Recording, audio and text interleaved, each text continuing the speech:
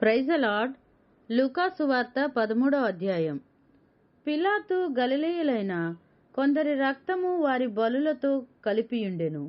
ఆ కాలమున అక్కడనున్న కొందరు ఆ సంగతి యేసుతో చెప్పగా, ఆయన వారితో ఇట్లనెను, ఈ గలిలయులు అట్టి హింసలు పొందినందున వారు గలిలయులందరి కంటే పాపులని మీరు తలంచుచున్నారా? కారని మీతో చెప్పుచున్నాను. మీరు మారు మనసు పొందని ఎడల మీరందరూ అలాగే నశింతురు. మరియు సిలోయాములోని గోపురము పడి చచ్చిన ఆ 18 మంది యెరూషలేములో కాపురమున్న వారందరికంటే అపరాధులని తలంచుచున్నారా? కారని మీతో చెప్పుచున్నాను.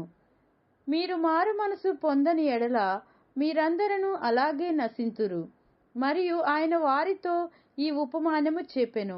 ఒక మనుషుని ద్రాక్ష తోటలో అంజూరపు చెట్టొకటి నాటబడి ఉండెను. అతడు దాని పండ్లు వెదక వచ్చినప్పుడు ఏమీయూ దొరకలేదు.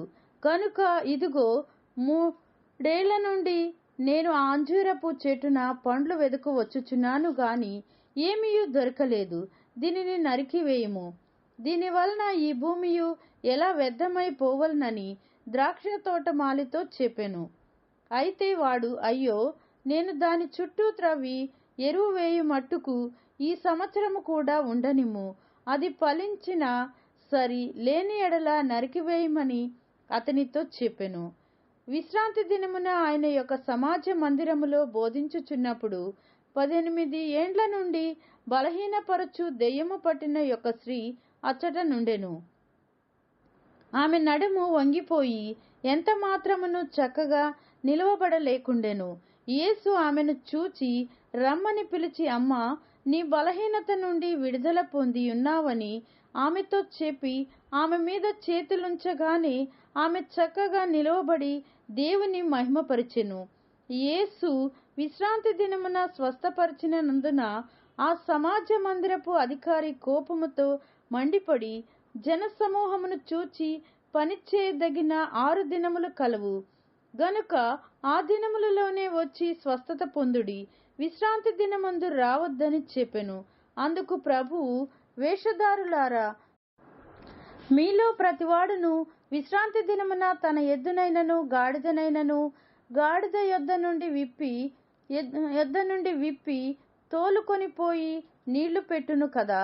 ఇదిగో, 18 ఏండ్ల నుండి సాతాను బంధించిన అబ్రహాము కుమార్తె అయిన ఈమెను విశ్రాంతి దినమందు ఈ కట్ల నుండి విడిపింపదగదా అని అతనితో చెప్పెను. ఆయన ఈ మాటలు చెప్పినప్పుడు ఆయననెదిరించిన వారందరూ సిగ్గుపడిరి. అయితే జనసమూహమంతయు ఆయన చేసిన ఘనకార్యములన్నిటిని చూచి సంతోషించెను. ఆయన దేవుని రాజ్యము దేనిని పోలియున్నదని దేనితో దాన్ని పోల్తును? ఒక మనుషుడు తీసుకొని పోయి తన ద్రాక్ష తోటలో వేసిన ఆవగింజను పోలియున్నది. అది పెరిగి వృక్షమాయెను. ఆకాశ పక్షులు దాని కొమ్మల యందు నివసించనెను. మరలా ఆయన దేవుని రాజ్యమును దేనితో పోల్తును? ఒక స్త్రీ తీసుకొని అంతయు పులిసి పొంగు వరకు 3 కుంచముల పిండిలో దాచిపెట్టిన పుల్లని పిండిని పోలియున్నదని చెప్పెను.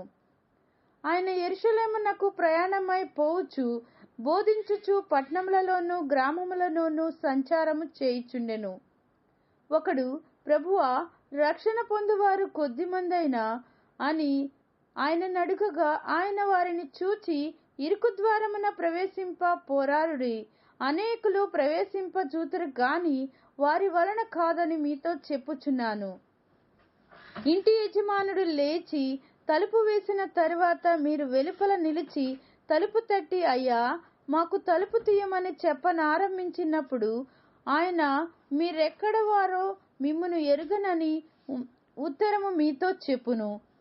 అందుకు మీరు, నీ సముఖమందు మేము తిని త్రాగుచుంటిమే, నీవు మా వీధులలో బోధించితివే అని చెప్పుసాగుదురు.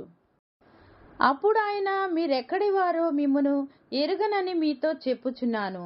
అక్రమం చేయు మీరందరూ నా యొద్ద నుండి తొలగిపోండని చెప్పును. అబ్రహాము, ఇస్సాకు, యాకోబులను సకల ప్రవక్తలను దేవుని రాజ్యములో ఉండుటయు, మీరు వెలుపలకి త్రోసివేయబడుటయు మీరు చూచినప్పుడు మీరు ఏడ్పును ఏడ్చుచు పండ్లు కొరుకుదురు.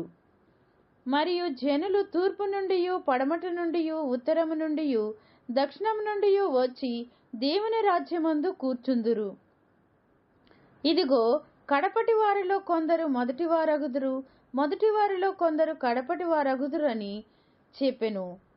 ఆ గడియలోనే కొందరు పరిసయ్యులు వచ్చి, నీవిక్కడ నుండి బయలుదేరిపొమ్ము, హేరోదు నిన్ను చంపగోరుచున్నాడని ఆయనతో చెప్పగా, ఆయన వారిని చూచి, మీరు వెళ్ళి ఆ నక్కతో ఇలాగు చెప్పుడి, ఇదిగో, నేడును రేపును దెయ్యములను వెళ్ళగొట్టుచు రోగులను స్వస్థపరచునుండు, మూడవ దినమున పూర్ణ శుద్ధి పొందెదను.